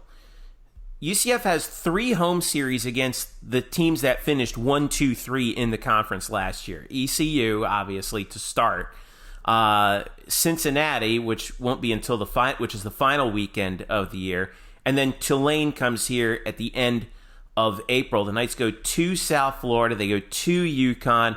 They're home for Wichita, who again was projected to be last in the conference this year, and they're at Memphis, which is for some reason just been a bugaboo of a place, even though Memphis is again projected to be near the bottom. Though, Jeff, you know them well. They can hit though. They can hit. And probably the toughest road set that they're probably going to be. They go to UConn and to Houston. Both those teams made the NCAAs last year, so that's a tough. Those are 2 tough road series. Plus, obviously going to South Florida. Houston was. Oh, that's right. Houston just barely missed it. My bad. So. There were people who thought that they should have been in there, but ECU, Cincinnati, and Houston went in. ECU, Cincinnati, and UConn, I beg your pardon, did get in. So yeah, some would argue Cincinnati took Houston's spot when they won the conference. Right. So I mean, Todd Whitting's got a good team. Obviously, Clay Aguilar is one of the top pitchers, lefty pitcher there. Terry Rooney's the second year's pitching coach there at Houston. Tulane, Murph, as you know, has one of the top outfielders in the country, in Hudson Haskin. 372, 10 homers, 52 RBIs, and with him in that lineup, they're capable of scoring a lot of runs too. No, definitely. I mean, they don't have I forgot the kid's name, but the kid who got drafted by the Dodgers in the first round of this draft, who was a massive power hitter for Tulane, whose name escapes me, but that offense is still pretty loaded. And Hudson Haskin, I believe, is only a sophomore. So there's a test. The great thing about playing in the AAC is Cody Hosey, by the way. I'm sorry. Go ahead. Thank you so much. 25th pick overall. Right. Yeah, to the Dodgers. He was an absolute monster last year. I think he finished first or second in the country in home runs. Anyway, yeah. He was the player of the year in the conference too last year. So he was just sublime. But anyway, Murph, go ahead. I'm sorry. Anyway, yeah, but like Hudson Haskins comes back. He's a second team all conference selection. So the great thing about playing in this conference is I mean, for those who don't know about college baseball, I understand it's not the most popular sport in the college landscape. The AAC, the American, is really, really good at baseball. It's better than basketball, and it's right up there with football. Although the way football's gone, I'll give it some credit. Like it's played its way up, but baseball is that good. It's that deep. It's that talented, and we've got guys in this conference who are going really high in drafts and are being first team All-American guys, second team All-American guys, and you see that once you break into conference season, you see that every weekend, and that's what makes this really fun. And what we don't know is how can UCF, a team with basically 18 newcomers, which if you want to include guys who didn't pitch last year because of injury, it's more like 21, 22 newcomers. How do they stack up against this conference and then against Miami, Florida State, Butler as well, Auburn? I mean, it's going to be quite a test. Butler's a sneaky team in the Big East. They've got Connor Schultz, a top pitcher. Keep in mind, he's probably going to be their Friday night guy. So it might be the best pitcher in the Big East, and that's the thing. You might say, well, what's the Butler? Those are important games because those, you lose that series, for example. That's the type of series that could keep you out of the tournament too. Yeah. You know what I mean? It may not be a marquee win, but when you got, and that's the thing about college baseball is teams like Butler and Yale, they have usually a quality Friday night guy or Saturday that's capable of beating you. You just have to out-deep them. So I agree. I think that's going to be tricky about the schedule. By the way, Wichita State, first-year head coach, Eric Wedge. Yep. Yeah. We forgot all about that one. Want to feel old? You know who his pitching coach is? Oh, God. Oh, no. His pitching coach is Mike Pelfrey. Oh, former Mets? Go ahead, Murph. Wow. Yes, go ahead and explain him. Yep. What is with all this major league talent coming down into the American? We have a new assistant coach here at UCF who was a coach for the Red Sox. I mean, that certainly speaks to what you guys are saying, where there's obviously there's talent in the league, and guys want to coach here, or at least start their coaching careers here. It's a great league. It's a great league. You both have covered the baseball tournament in Clearwater. In various roles over the last few years. I mean, the depth and talent, it's a top 5 every year, consistent RPI, top 5 baseball league. And as Coach Lovelady, at times they've been 2 or the second or third best on given years. This is a quality, deep league. Now, what's interesting, it's worth noting, UConn, this is the last year for UConn. That's the one sport you could argue that we're really actually going to miss them, right? With Jim Penders and the great job he's done at UConn. UCF's got to go to UConn, unfortunately, one more time this year, but so that's going to hurt them a little bit from the league standpoint. But so I think the league's kind of hoping that maybe Eric Wedge can turn around Wichita State, whether he can or can't, who knows. Maybe USF in their second year under head coach Billy Mole can kind of get South Florida back into contention like they were under Kingman before he left for South Carolina. Somebody like that. Maybe Cincinnati with Scott Googins and that new stadium can build on that momentum from last year. It's going to be fascinating with that from that regard. But it's a talented league where there's no gimmies every weekend, and it's full of surprises, as we guys have seen not only in the regular season but even in the conference tournament. Yeah, and going back to that, based on just last year and assuming this trend continues, it would be something to see. Last year, remember, guys, 7 of the 9 teams in the conference finished in the RPI top 100. And the 2 that didn't, USF and Memphis, were 118 and 130, so they weren't that far out. We can talk about, how those, some of the teams in the bottom have struggled, but there's still some pretty good teams out there because they play such brutal schedules, don't they? No, absolutely. And one thing I wanted to bring up as I'm looking at, we talked about how important the wins like Butler is, even though we might overlook it. Something that I think we need to watch closely this year, and really – I don't know how UCF can change this, but it's just a crazy trend that happened last year that really kept them out of the tournament.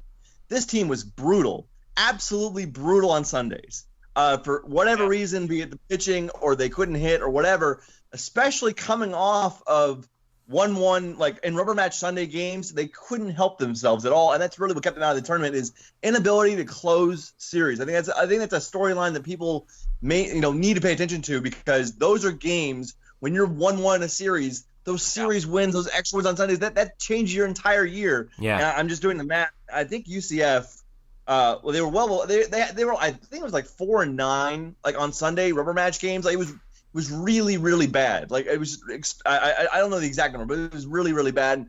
And that's something that we need to pay attention to. Right. Well, especially to make the tournament. I mean, we're talking about, this is the last 2 years. This has been a team that has been just missed the tournament. They've been one of the first 4 out, first 5 out, however you want to look at it. To your point, Murph, think back to last year. They played that Sunday game against Auburn rubber series in that wild shootout with the winds blowing out, and Auburn wins 13-9. That was such a crazy game. If they win that game, they win the Auburn series, maybe that gets them in. You just never know. They lose a Sunday game against Penn State. They lose 2 out of 3 in that series to Penn State. If they win that Sunday game, maybe that's enough to get them into the field of the 64 in the tournament. You're right. I mean, that the Sunday games have been a kind of a bugaboo, if you will, for them. Think back to the Cincinnati series, where they won the first game 15-0 and then lose a doubleheader. Now, that was a doubleheader of sorts, but they lose on a walk-off on the last at-bat, because that game got pushed to Sunday due to weather or whatever, and they lost on a walk-off. I think it was literally like a strike away from winning that series, and they lose it on the pitch. They lose at Wichita State on a last game of the series. So you're right, especially in this league where it's so competitive, it's hard to sweep people. So more times than not, the odds are the majority of your conference series are going to be 1-1 going into that Sunday game. Yeah, so I was looking it up. So UCF was 4-7 on Sundays, and then actually did win their last 2 Sunday games in 1-1 series. It was against Houston, which was it wasn't a Sunday, it was a Saturday. But the point being is it was a series finale game. That was the final game of the regular season, 11-10 walk-off in 11 innings, and then they won at Tulane on a Sunday as well. But before that, they were 4-7 on Sundays, and you're throwing away series at that point. You're throwing away wins at that point. I mean, there's no way they should have lost that Penn State team on Sunday the way they were playing. They threw it away. There's no way they should have lost to USF on the weekend they played here, and it was just a bad, slow performance after dominating the first 2 games. It's just, and that was a chance to sweep South Florida, which was a team that didn't even end up, as Jeff mentioned, making the conference tournament. Right. You have to put your foot down, and you can't settle for just getting a win. You have to win series, and where this team fell short last year was winning series, kept them out of the tournament. All right. Well, the first things first, you got to take care of business against Siena. UCF again opening the season this coming weekend against the Saints. It's a 4-game set. Friday, 2 on Saturday, 1 on Sunday against one of the longest serving coaches in any sport in college, Tony Rossi, who's heading into his 51st season at Siena. And even though they're picked 9th by Baseball America in their conference, the MAAC, It's a tradition unlike any other. They come down here to open up the season. I believe, what is it, Murph? UCF is all-time is 58-4, I think it is, against Siena all-time. Is that right? I'm trying to look that up as well. I believe you said that earlier today. It was 58-4, although they did they have had some slip-ups. They have had some slip-ups recently against Siena, but yeah, I don't know. They're scrappy. I mean, it's weird. There's always a game it seems like they play. Like last year even, Murph, opening night, it was only a 3-2 ball game. Right. It wasn't like, it was a blowout. I mean, Siena always has that game or two. Again, going back to what I talked about earlier, even these type of teams, they always have a quality arm or two that early in a series can bite you and can really upset you and beat you there. Last year they threw this kid named Tommy Miller, who gave up just 2 runs in 5 2/3 against Shoreman, and the game became a bullpen game. UCF was able to pull it out. I think it might have even been a walk-off hit situation. I don't remember. In fact, it was. It was a Ray Alejo reached on a fielder's choice, a throwing error by the third baseman for Siena last year, Brian Kelly, to win the game for the night. So, and that's why, and that's a great point you made. Let's not overreact to every single game early in the year, especially with this young roster as they kind of find themselves. You're good. Don't be shocked if you see some some early struggles. Maybe they don't blow teams out. Maybe they drop a game here or there. I think this is a team that will get better as the year goes on and as they develop and they figure out who they are. But in college baseball, with the parity that there is, there's always a game or two that could bite you and sneak up on you. And Siena's no different. I have to correct myself. It's 57-4, by the way. 57 right, and that's 4. exactly what I was going to say. So, exactly but it should be noted that UCF and Siena have played. Let's see. Looking back through it, they played 2019, 17. They played to open the season. Every season for UCF since 2010, and then going back to it, the Siena also came down here to play in 2008, 2006, 2005, 2002, 2019, going all the way back to basically every other year going back to 1997. So they're very familiar with each other. Siena's last victory over the Knights, by the way, was February 16th, 2013, a 7-4 victory. Every time they played, it's been down here, but these teams, it's funny, we talk about like teams that have history. Well, these two teams have history, and it's mostly entirely lopsided in favor of UCF. So let's keep it that way. That's the hope. The first midweek, Stetson comes to here to UCF, part of a home and home. They play in DeLand later in the year, and that's kind of a mystery team. We don't know what to expect from Stetson, guys, because a couple of years ago they made that great run. Murph, you were there when they won the regional, went to the super regional. I think Logan Gilbert was their top pitcher, and they had some other guys that got drafted. And then last year they were still high expectations, and they kind of disappointed. They weren't as good as people thought they would be. So it's going to be interesting which Stetson do we get. Do they bounce back from a disappointing down year last year? You would think they do. You would think they have talent. I know some people have liked the freshman Nick Durgin that's coming to DeLand there, and Trippner's a good coach. But that's another interesting one. Stetson, what do we expect from them in those midweeks, which UCF was very good. You talked about how they struggled in finales, but they were very good in midweeks last year.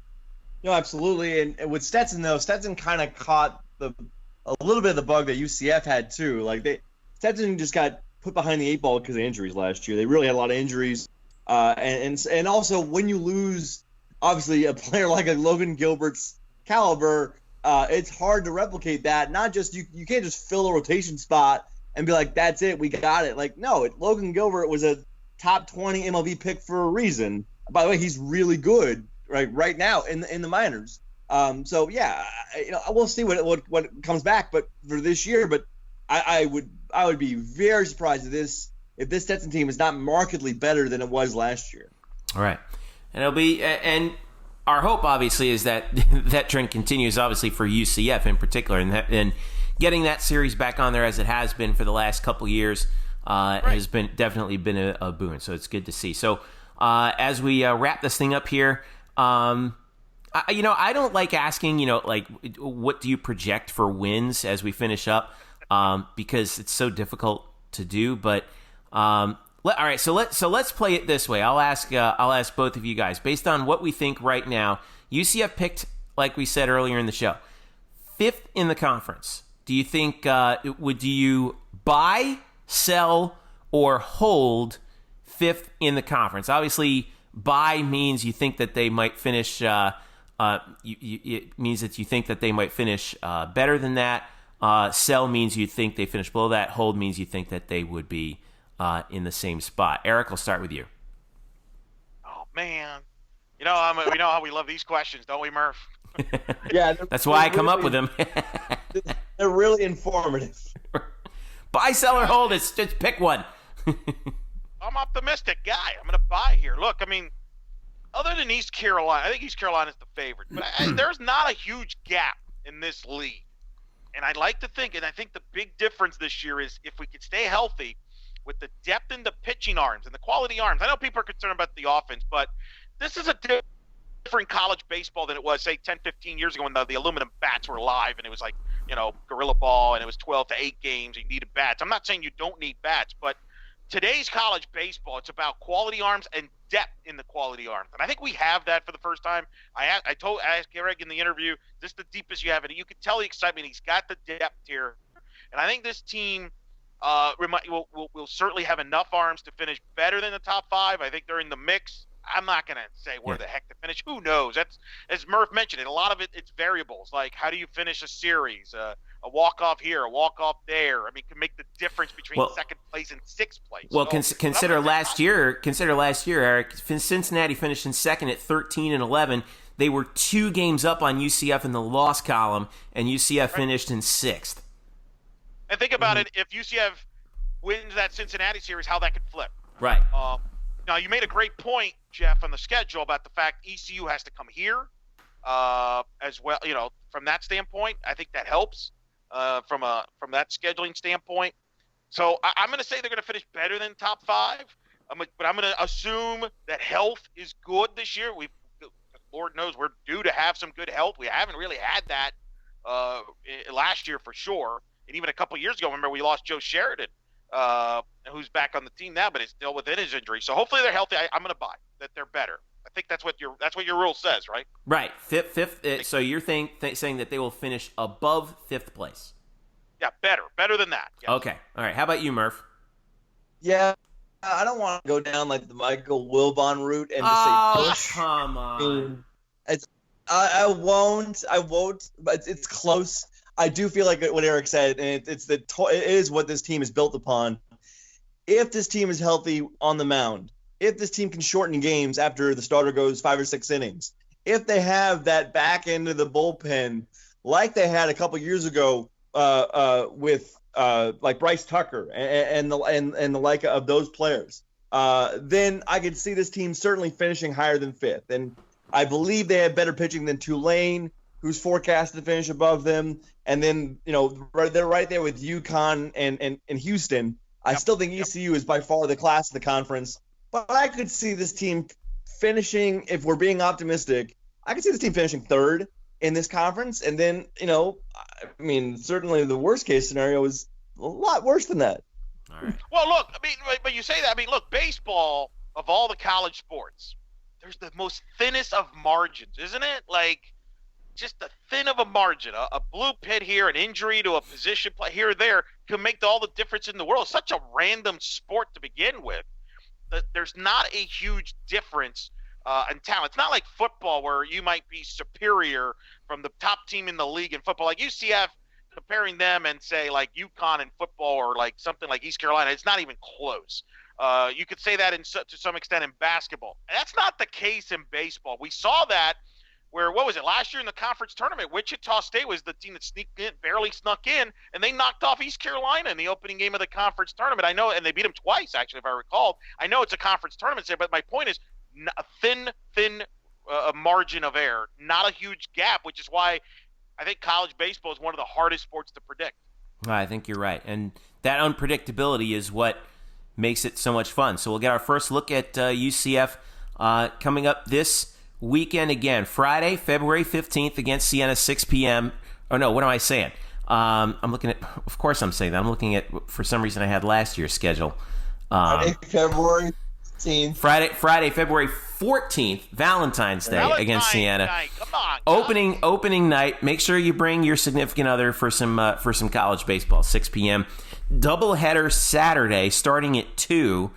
The second game starts 45 minutes after the first game, and then they wrap up the 4-game set. Murph, the sources have told me there's a quality voice that we know of very well, Murph, that's going to be calling that second game of that doubleheader. No, I think we can confirm that. I will be on the call for the second game on Saturday. I want to thank Mark Daniels for that. So, for that opportunity. Hop on, man.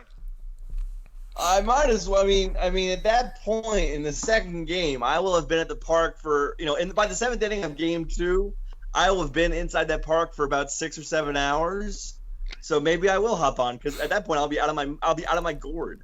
Maybe I won't let you on in that case. Yeah, maybe mute him. Sunday, I know. Sunday, 1 p.m. the series wrap, and then Tuesday, 6 p.m. against Stetson. That first midweek out of conference matchup before the Knights head to Auburn for Friday, Saturday, Sunday, the 21st through the 23rd. All right, so let's wrap this thing up here. Thanks again to head coach Greg Lovelady, and we also want to thank Colin Yeager for his help in setting everything up on behalf of UCF. For Eric Lopez and Brian Murphy. I'm Jeff Sharon. Don't forget to follow us at UCF_Banneret, Facebook.com/Black and Gold Banneret, and blackandgoldbanneret.com for all your coverage of UCF baseball throughout the season. And don't forget to follow us individually, Jeff_Sharon, Eric Lopez Elo, Spokes_Murphy, especially Brian, who will literally give you pitch-by-pitch coverage on Twitter of every UCF baseball. He's the very best. Follow him, UCF baseball year long. He'll be around the park a lot. He's everywhere. Doubleheaders. He loves doubleheaders. And come say hi to us in the press area on the first level, because we love to talk baseball with you guys. So, all right, for Eric and Brian, I'm Jeff. Enjoy the baseball season. Our regular show will be coming at you tomorrow. For now, enjoy baseball. We'll see you on our next show.